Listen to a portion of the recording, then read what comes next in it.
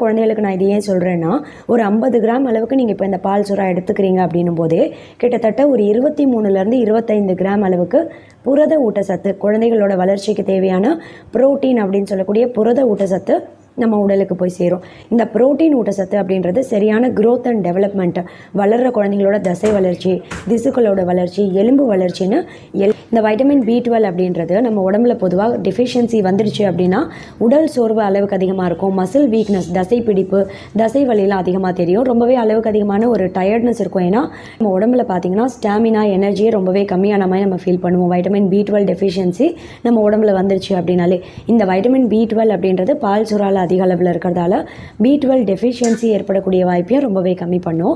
இன்னொரு முக்கியமான ஒரு ஊட்டச்சத்து ஃபாஸ்பரஸ் அப்படின்னு சொல்லக்கூடிய முக்கியமான ஒரு ஊட்டச்சத்து. இந்த ஃபாஸ்பரஸ் அப்படின்றது எலும்புகளை நல்ல வலுவடைய செய்யும். வணக்கம், நான் டாக்டர் மைதிலி. இன்னைக்கு நிகழ்ச்சியில் பால் சுறா பற்றி பார்க்கலாம்.